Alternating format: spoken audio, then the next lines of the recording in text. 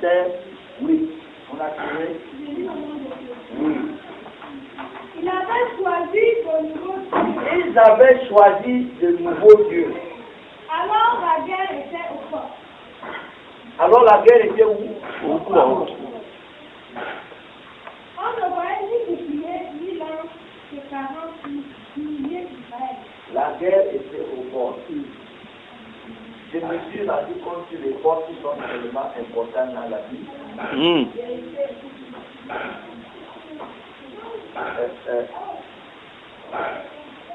On peut lire Esaïe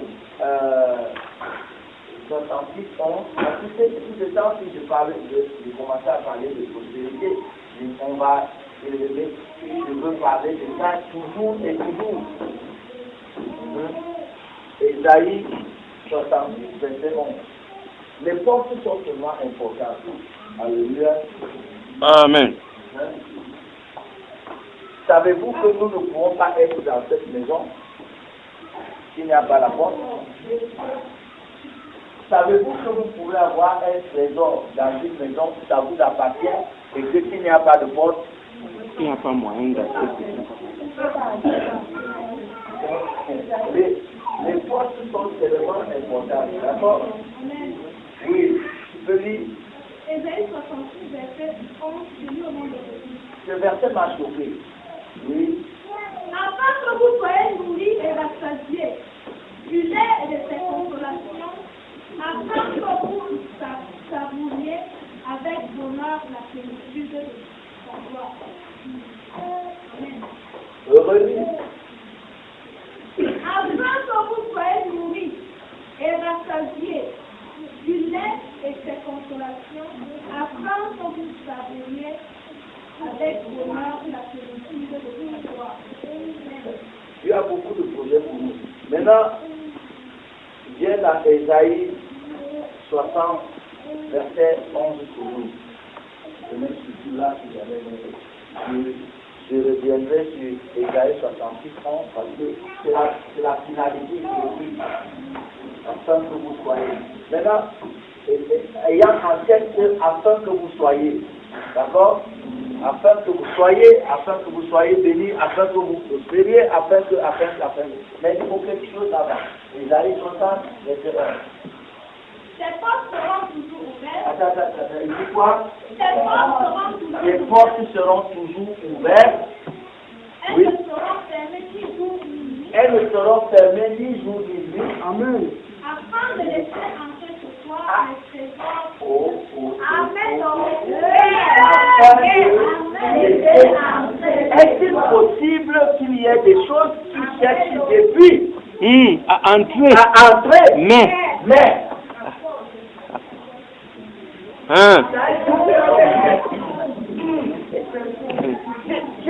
je me pose des questions depuis. Je dis pourquoi les gens sont si fidèles à l'église, pourquoi les gens sont si engagés à l'église et pourquoi il y a toujours certains problèmes qui ne parlent pas. Pourquoi certaines choses ne se manifestent pas. Est-il possible que les portes qui doivent laisser entrer des choses soient fermées? Est-il possible qu'à la cour, nous ayons tellement de choses qui viennent vers nous, mais qui n'entrent pas parce que. Mais là, il y a une dimension de vie où Dieu dit les portes seront toujours ouvertes. Elles ne seront fermées ni de jour ni de nuit, afin de laisser entrer, pas les démons, mais les trésors. Amen. Ah, là, regardez. C'est important. Dieu a dit à Abraham, je multiplierai ta descendance. Et elle possédera la porte de cette ennemis. Amen.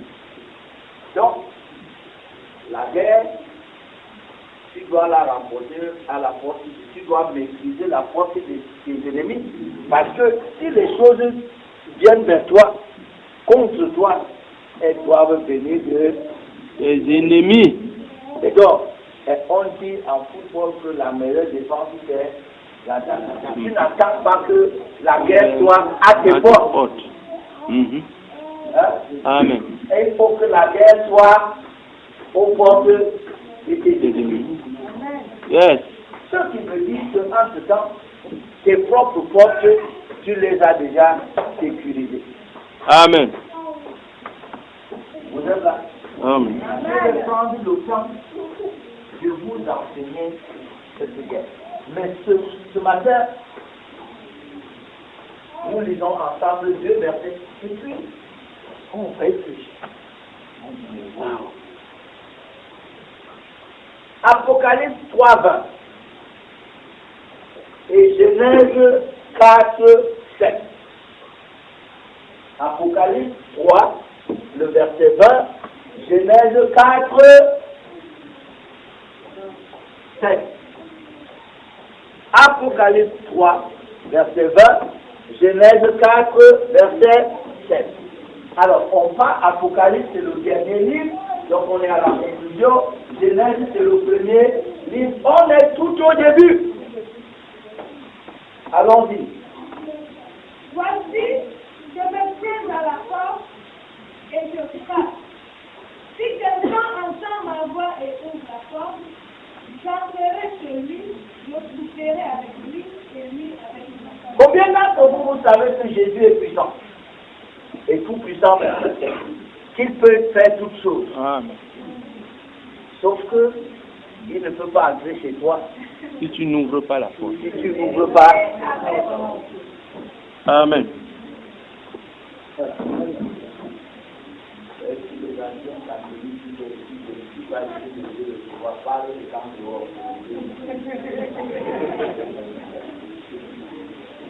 Mais Jésus lui-même dit, je me tiens à la porte. Je veux entrer et toi, je te sens que je ne suis pas dit de Dieu, reste dehors. Il n'y a pas de gens problème ce qui se passe dans la religion. La religion, c'est ce qu'il y a de plus faux de l'histoire de la terre. Parce qu'on se fait dire exactement le contraire de ce que l'histoire dit. La personne concernée se tient à la porte et frappe, il dit, je veux manger avec toi. Tu lui réponds du déjà que je ne suis pas digne de te recevoir. Parle là-bas dehors. Parle là-bas dehors. On a trouvé nos grands. Vraiment, ces affaires-là, c'est terrible. C'est terrible. Écoutez-moi très bien, ce qui est dans la Bible. C'est lui qui a dit la fameuse phrase là. Je ne suis pas dit entre chez moi, si seulement un mot et mon serviteur sera guéri. Et Jésus a effectivement dit le mot et le serviteur a été guéri. Sauf que Jésus n'est jamais entré chez lui. Mais le gars qui disait ça, c'était un Romain qui avait les gris chez lui et qui ne voulait pas viennent les détruire.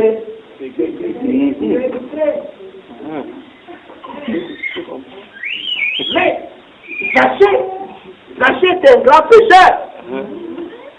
Mais Jésus lui a dit, je vais loger chez toi. Voilà. Et la Bible dit qu'il le reçut chez lui avec joie. Et dès que Jésus est entré chez lui, le salut aussi est entré. Yes. Le serviteur du Romain a été guéri.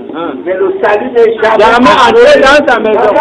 Oui. Voilà pourquoi certaines personnes, ils vont de guérison en guérison. Aujourd'hui il est guéri, demain il doit être encore guéri, après demain il doit être guéri.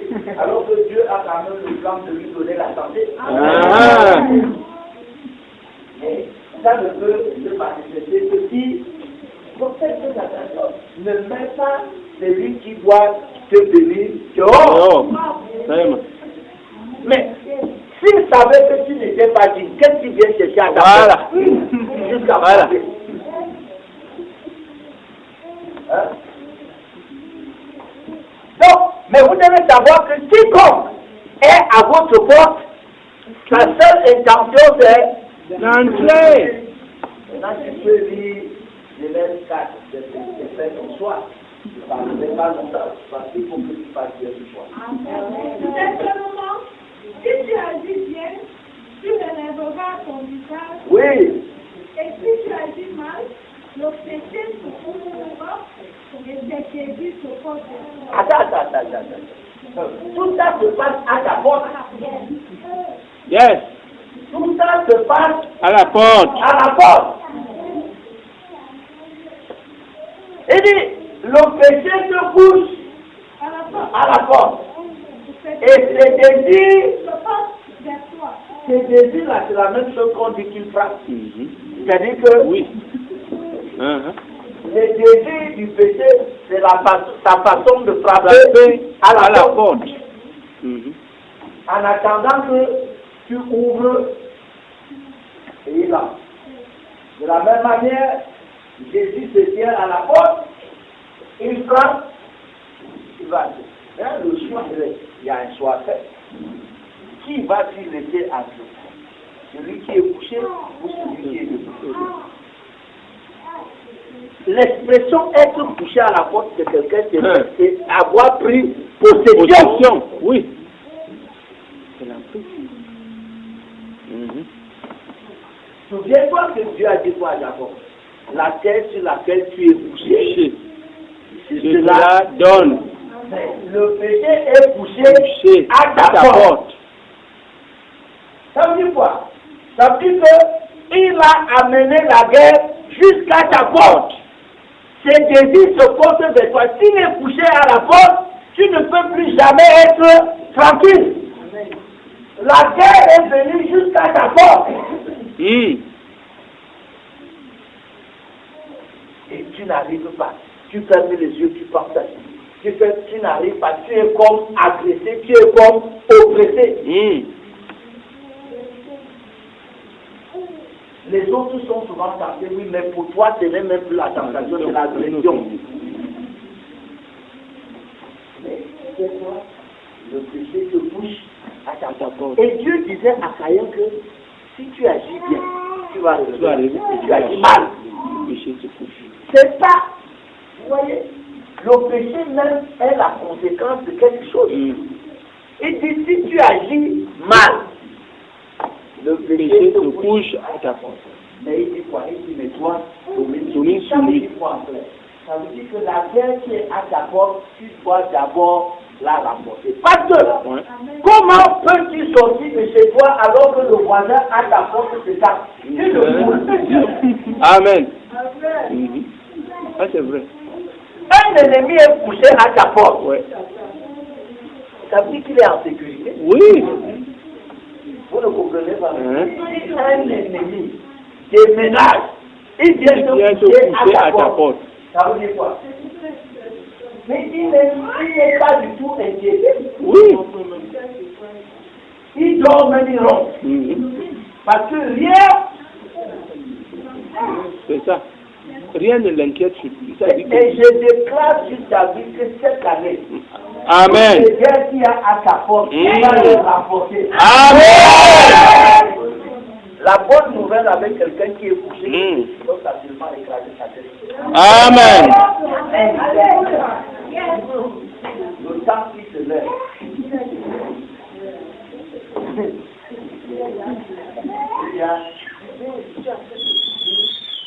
Le péché se couche à ta porte et ses désirs se portent. Ça dit que c'est tentacules se dirigent vers toi. Ces attaques se dirigent vers toi. Ces sollicitations se dirigent vers toi. Donc ces flèches se dirigent vers toi. Il est venu mettre son siège à ta porte. Vous êtes là. Amen.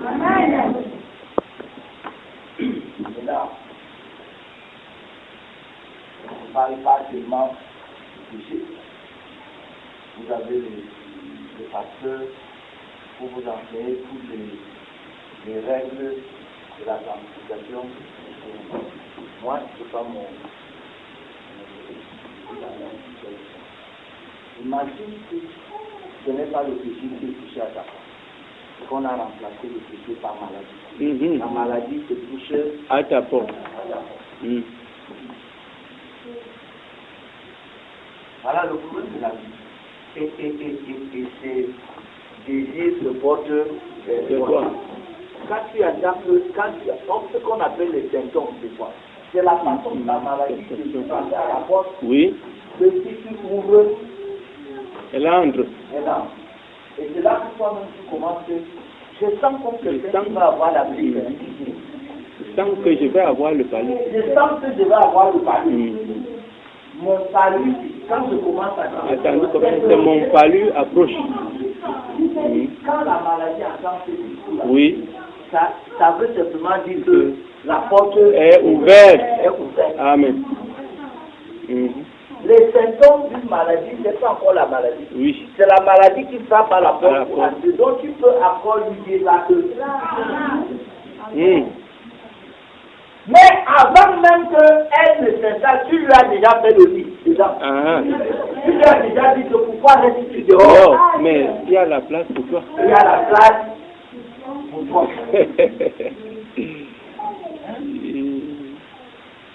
Regardez, le serviteur d'Abraham est venu chercher la femme Aïda. Ça veut dire que là-bas, le frère, la femme lui a dit, si tu es béni de l'Éternel, pourquoi restes-tu dehors? Cela est vrai pour la bénédiction, c'est aussi vrai pour la malédiction. Il y a des gens qui ne supportent pas que la maladie reste dehors. Ils se précipitent de lui faire avec une chambre, un lit avec un oreiller qui...